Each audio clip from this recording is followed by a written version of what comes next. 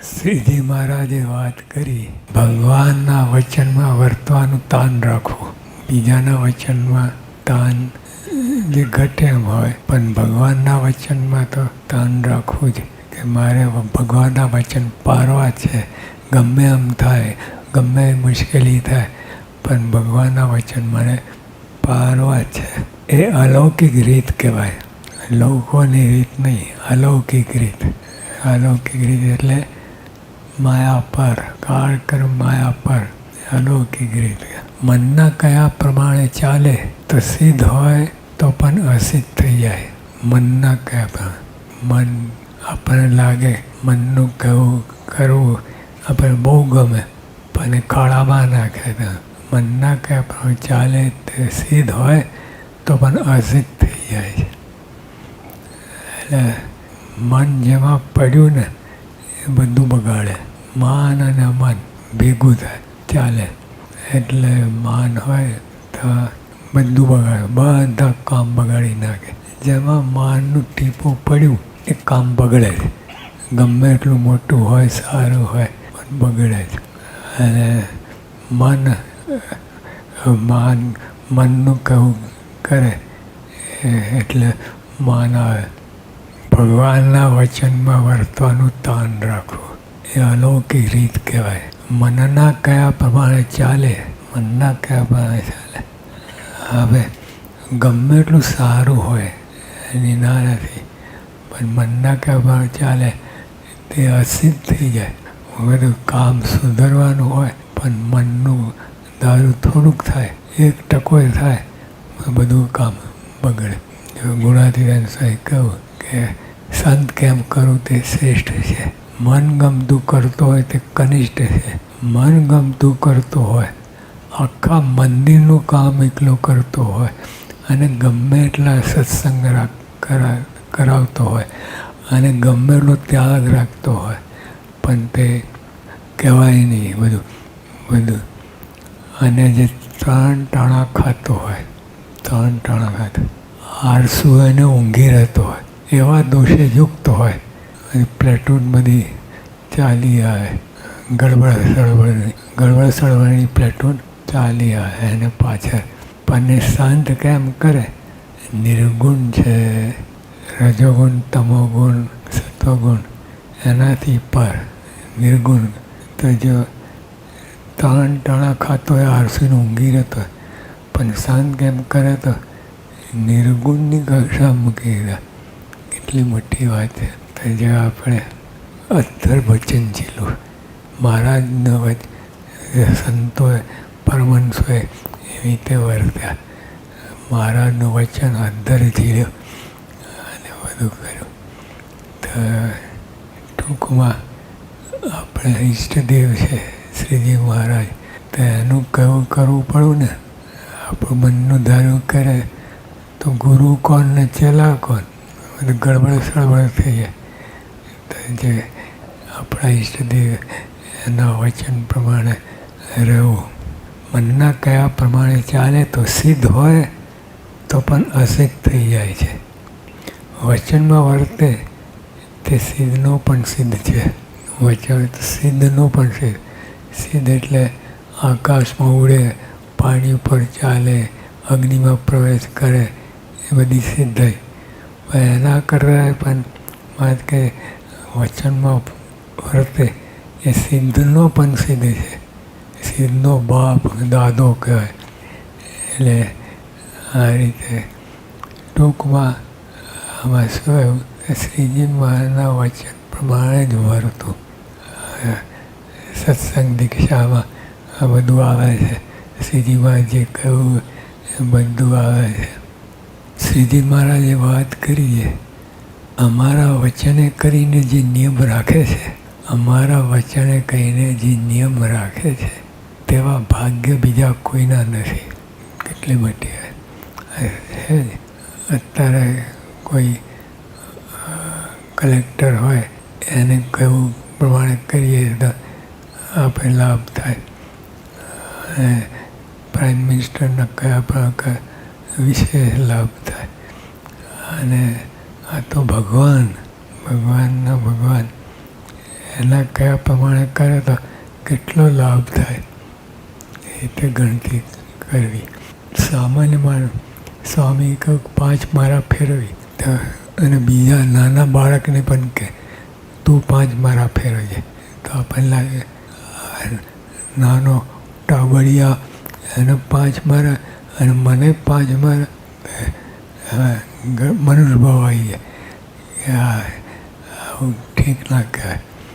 પણ ભગવાનના વચન એની નાનો બાળક હોય એને 5 મારા અને તમે મોટા 5 તમે સમજીને બધું કરે અને ઓલો તો એમને પતતો બંને આજ્ઞા પાડે છે તો એ સિદ્ધનો સિદ્ધ છે. અમારા વચને કહીને જે રાખે છે તેવા ભાગ્ય બીજા કોઈના નથી. ભાગ્ય કહે એના ભાગ્ય બીજા કોઈના નથી. બીજા ગમે હોય મોટો હોય બહુ બ્રહ્માદિક મોટો પણ આના જેવા ભાગ્ય નથી. જેમ શ્રીમાના વચન પાડે એના જેવા કોઈના મોટા ભાગ્ય નથી. શ્રીજી મહારાજે વાત કરી છે અમારા વચનમાં જે વર્તે છે તે બુદ્ધિશાળી છે. ખરી બુદ્ધિ પહોંચી અમારા વચનો વર્તે છે એટલે સમજીને સમજે કે ના સમજે એમાં વચનમાં વર્તે તે બુદ્ધિશાળી છે અને વચનમાં ન વર્તે એ બુદ્ધુશાળી. બુદ્ધુ ધીને ધુ અમારા વચનો વર્તું તે સમાન કોઈ મોટી વાત નથી. અમારા વચનો વર્તું તે સમાન કોઈ મોટી વાત નથી. વચનમાં દુઃખ માને તે ક્યારે સુખી થતો નથી.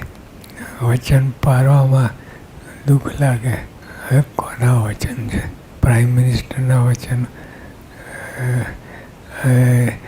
એમાં દુઃખ માને થઈ રહ્યું ને એટલે આ તો ભગવાનને કેટલા પર હવે એના વચન એમાં દુઃખ લાગે તો શું પાક્યું? અમારા વચનમાં જે વર્તે છે તે બુદ્ધિશાળી છે. અમારા વચનો વર્તું તે સમાન કોઈ મોટાઈ નથી. કોઈ મોટાઈ નથી. શ્રીજી મહારાજના વચનમાં વર્તે એના સરખી કોઈ મોટાઈ નથી. બીજી બધી મોટાઈ હોય પાણી ભરે આ મોટાઈ શ્રીજી મહારાજ એ બધું કેટલા પુણ્યશાળી હોય. એટલું બધું ગયા જન્મમાં બધું કર્યું હોય ત્યારે આ કક્ષાએ પહોંચે શ્રીજી મહારાજના વચન મનાય. તે કેટલાય હતા જેને મહારાજને મનુષ્ય જેવા જોતા એટલે પોતાની બુદ્ધિ લડાવે અને પોતાની બુદ્ધિ પ્રમાણે કરે. મહારાજનું વચન કાંઈ ગણે નહીં. મનુષ્ય જેવા જાણે છે. આ ખાય છે પીએ છે અમે ખાય પીએ છે એવું બધું હરે ફરે છે. 5 જણને ભગવાન માન્યા એટલે ભગવાન થઈ ગયા. એટલે એ બધી બુદ્ધુ કહેવાય. અને બુદ્ધિવાળો જે ભગવાનના વચનો વર્તે એ સમાન કોઈ મોટાઈ નથી. કોઈ હોય એટલે આપણે તો કેટલા ભાગ્યશાળી છે. શ્રીજી મહારાજના વચન શાસ્ત્રીજી મહારાજે વર્ત્યા અને શાસ્ત્રી મહારાજે બધું ઘણું બધું કર્યું. આપણે બધા સુખી છીએ. શાસ્ત્રી મહારાજના વચનમાં રહેવું. જેમાં નિયમ હોય તે માર્ગ અત્યારે કઠણ લાગે છે. જેમાં નિયમ હોય તે માર્ગ કઠણ લાગે છે. મનનું ધારું થાય એ સહેલું થાય. મનનું ધારું ના થાય તો આટલું વચન હોય તો મેરું ગિરનાર જેવું લાગે. એટલે મન ધારું આપણે કરોડો જન્મથી કર્યા છે.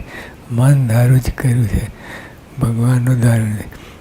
એટલે આ જન્મે આ બધું સમજી કરીને ભગવાનનું ધાર્યું થાય એ રીતે કરવું. અને આમનું ધાર્યું એટલે ગુણાતીત ગુરુઓ એ બધા મહારાજનું ધાર્યું કરે છે. એટલે એમનું આપણે ધાર્યું કે આપણે કરીએ તો આપણે પણ મહારાજનું ધાર્યું કર્યું કહેવાય. શ્રીજી મહારાજ કહે છે, ભગવાનની મરજીમાં ચાલવું તે સર્વશાસ્ત્રનો સાર છે. ભગવાન જ સર્વશાસ્ત્રનો સાર છે. પછી એમની મરજીમાં જ ચાલો, એમને લગતું બધું સાર છે. એટલે ભગવાનની મરજીમાં ચાલવું તે સર્વશાસ્ત્રનો સાર છે. કેટલી સુંદર વાત છે. એમની મરજીમાં પણ જીવને એવો ઢાળો છે, અનંત જન્મથી મન ધાર્યું કરે છે. અને ભગવાનની મરજીમાં ચાલે તો મન ધાર્યું થઈ જાય છે. અંદર કોણે ખાચરે મન ધાર્યું થઈ જાય છે. કેવળ ભગવાનની મરજીમાં ચાલે એ તો ભગવાન સ્વરૂપ જ કહેવાય. ભગવાનની મરજીમાં ચાલે સર્વશાસ્ત્રનો સાર છે. ભગવાનની મરજી ન પડતો હોય અને બીજી અપાર વાતો કરે તે વૃથા છે. એ અપાર વાતો કરે, સારી વાતો કરે, એવી બાલિશ વાતો નહીં, સારી વાતો, પણ અપાર વાતો કરે તો એ વૃથા છે, યુઝલેસ, કોઈ કામનું નહીં. કેટલું મહારાજની મરજીમાં ચાલે એ કેવો કહેવાય, શાસ્ત્રનો સાર છે. અને ભગવાનની મરજી ન પાડતો હોય, ભગવાનની મરજી ન પાડતા મનસ્વી એમ ગમે એમ ફરતો ફૂલ્યો હોય અને બીજી અપાર વાતો કરે, સારી ડાયડા વાત, બીજા બધાને આખી દુનિયાને માન્ય હોય એવી વાતો કરતો હોય, પણ ભગવાનની મરજીમાં ના ચાલતો હોય એવું થાય છે. બધી ડાઈ વાત કરતો હોય, ભગવાનની મરજીમાં ના ચાલતો, ગમે એમ ફરતો ભગવાન મને કહે એને એકે આજ્ઞા પાડતો ના, પછી એનું બધું ડાપણ છે એ વૃથા છે.